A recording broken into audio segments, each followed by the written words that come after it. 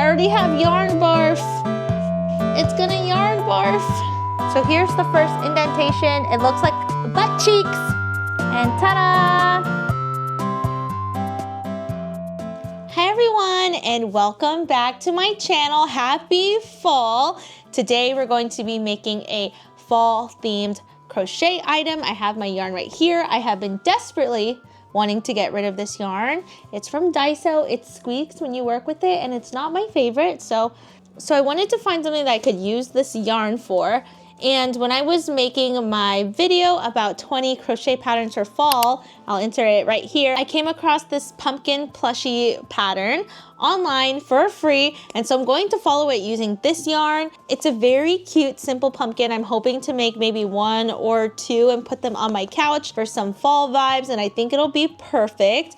Also, excuse the fact that I look like an egg right now. I put a hair mask in, so it's kind of oily and kind of all over the place, but we are going to be using this yarn. It's just white. In the pattern, they use Bernat blanket yarn, and I don't have that in this color. I have it in green. I might make a second pumpkin in green to match the white one, but I want to get rid of this yarn, so we're going to use it. This is the Cozy Crochet Pumpkin Pillow by Stitchberry blog. I'll put the link down below and also link out my video if you want more free fall crochet patterns. But without further ado, we're going to make it with this. This pattern calls for an 8mm crochet hook with the Bernat blanket yarn, but this yarn says that it's super bulky, but if you look at it, it doesn't look super bulky. So I'm afraid that the 8mm with this yarn texture might look a bit too sparse, but we're gonna try it out and see what it looks like, and if I don't like it, I'll just unfortunately frog it and start anew with probably like a 6mm or something. Let me grab my hook. Okay, we're searching for the 8mm. Where is the 8mm? I don't know. It's probably in here. Ta-da! Found it. Alrighty, got my 8mm crochet hook. This hook I got from like my beginner crochet kit that I bought on Amazon when I first started crocheting, so it is pretty worn out. I wish it was more ergonomic. I was thinking of maybe like putting foam here, making a handle for it. I think that would be a fun project for the future, but I don't use an 8mm too much, so it's okay. Okay, let's start. She has two different sizes. She has a small and a large. I think for this one, I'll just probably use the small pattern. So let's get to it. So one thing that I really don't like about this yarn is the fact that it squeaks when I use it, and I don't know if like the mic will be able to pick it up or not, but it squeaks like a motherfucker, and I hate it. I hate it. This also has a new stitch that I've never used before. It's a HHDC, which is a herringbone half double crochet. So it says yarn over, insert hook into stitch, yarn over and pull through stitch, and first loop on hook. What? Okay, yarn over. Oh, I see. I already have yarn barf. It's gonna yarn barf. Ugh, layup. Layup. On to more crocheting.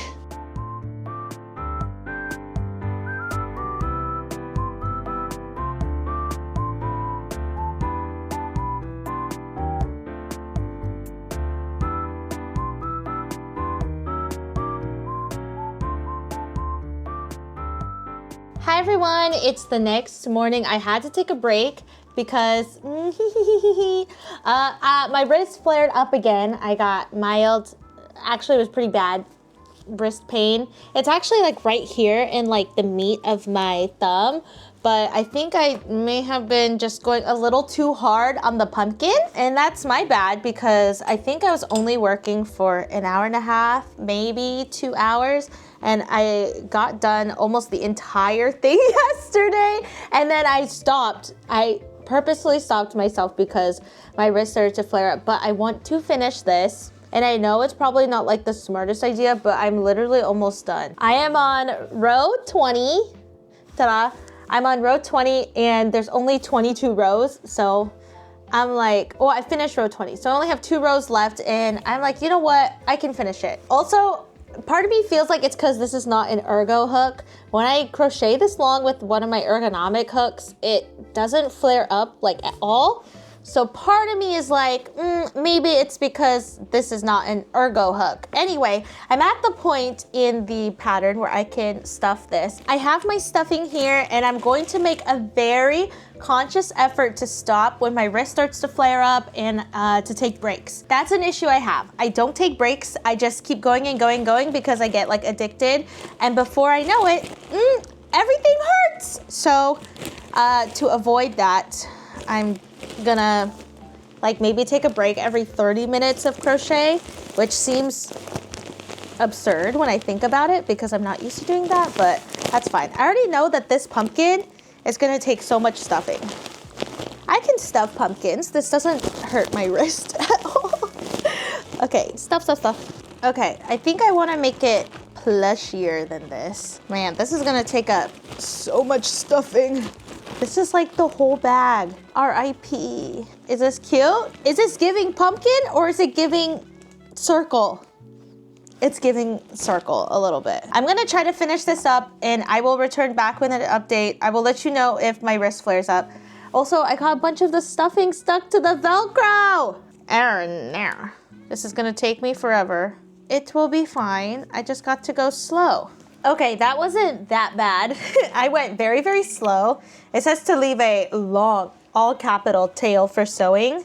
It's because you take the tail and you use it to make the indentations in the pumpkin. So I'll leave a long tail then. Better long than short. I guess I could always add more if I really needed to. And then I'm going to sew it closed now before we move on to the next step.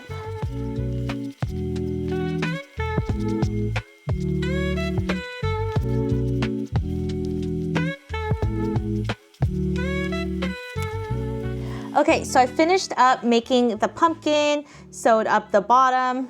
It's pretty cute. It's kind of lumpy in some areas. I'm gonna have to like squish the stuffing a little bit more, but now I'm going to make the stem, which is only like 2 rounds, so I think I can do it. I'll just go slow, but I have this leftover like multicolor brown Bernat blanket yarn. I hate this yarn because it's so hard for me to see the stitches with it, at least in the past when I've tried to work with it. Maybe now that I'm better at working with this type of yarn, I'll be able to see the stitches, but I'm going to make the stem out of this. So we'll see how that goes. We'll try it. I'm gonna go very slow. I know that I shouldn't be doing this. You don't have to tell me. I know, I'm aware. I just wanna finish it because it's so close to being done and it just needs to be done. Yeah, that's it. That's all.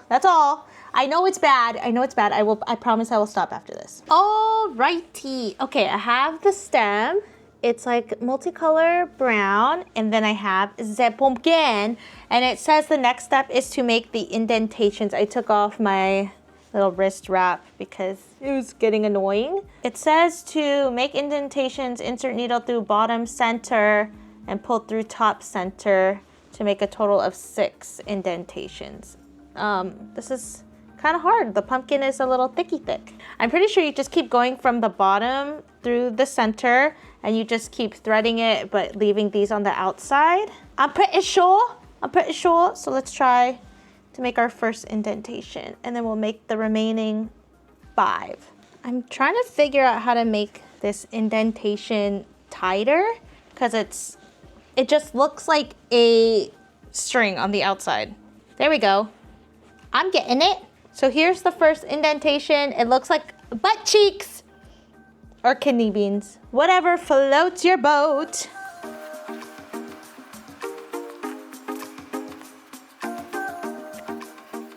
I broke the string. I got it on video too.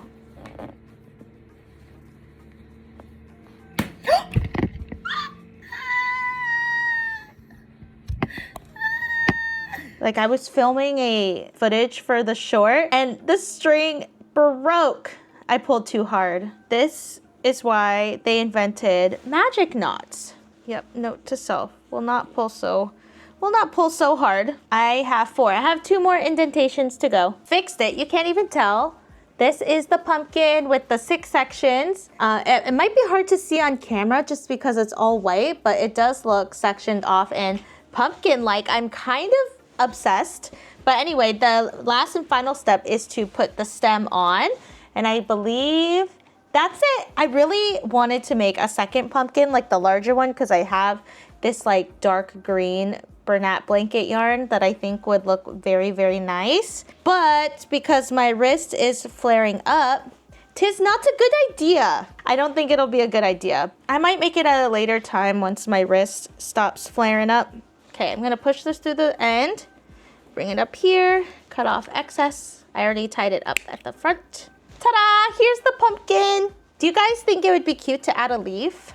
A green leaf? Yes or no? Just like a small, I think so. Okay, I said I would stop, but the leaf is small. It'll be fine. Leaf is small. So this is the green color that I wanted to make the large pumpkin out of, which I still might later on, but for now, we'll just make an itty bitty leaf. My wrist is starting to flare up again. I can feel it. It's, like I said, right here. And when I was crocheting with my wrap on, I think it's because of like how I use my thumb when I crochet. But anyway, we're just going to make a small leaf. I'm going to try to freehand this. I think I can figure it out. All right, this took me like 2 minutes to make. It's a little leaf. And then I'm just going to sew it on to the bottom of the stem. And ta-da! I think the leaf is super cute. It adds a little special touch to it and it doesn't look like just a stem. You could also like fold it like that. Ooh, cute! Okay, I actually really like the addition of the leaf. I'm gonna go put this on my couch. I think that would be very cute as home decor to place on my couch for a little bit of fall decor. So let's go do that downstairs. Okay, welcome to my living room. I am down here and I think the pumpkin would just be perfect on the couch. We have two featurettes here. We have Carbon, who is always here. You guys always see him. And then there's Jai, my little kitty, my little shy kitty. He's just hanging out. He loves the couch. Anyway, so I'm thinking I could put the pumpkin here in this corner. I have this sad little deflated pillow, but I think it would go good. Okay, so here's the pumpkin again. And if I just put it here, cute! I think look, it kind of blends in. It kind of works. Let me show you. So here's the pumpkin next to the pillow. And I also crocheted this remote holder a while ago. But yeah, I think it fits perfectly in this corner. And it kind of matches with this. My couch is like a bluish gray. And then we have this blue blanket here. So I think it matches really well. I actually really, really like the pumpkin. I think the white was a good choice. It doesn't stand out too much. Here it is again. I think it looks perfect. It blends in and I love it. Do you love it too? Okay. Now that pumpkin is there, I also think, I've been thinking about that green pumpkin that I could make. I think the green would look so nice next to the white and it would give contrast and color to my living room because I am actively trying to not buy more gray colored stuff for my house. So I think that would be really cute, but I think I'm gonna wait till my wrist gets better and then I'm for sure going to make that. But it probably won't be featured in this video, sad. But that's going to be it for today's video. Let me know what you thought of the pumpkin. Again, this is a free pattern by Stitch Berry, and I'll put the link down below. It whipped up really, really fast. I could have gotten it all done in an hour or two if my wrist didn't flare up and I didn't take like an overnight break, but it's really cute. You can make it in all sorts of different sizes. Honestly, you could follow the same pattern with acrylic yarn and like a size 4 hook and you could have like mini pumpkins that you could display everywhere. But yeah, that's going to be it for today's video. I do have a few more fall videos coming up, so stay tuned for those. Let me know what you thought of the pumpkin below. Carbon also says goodbye and thank you so much for being here. We very much appreciate it and we'll see you all next time. Bye! Shame.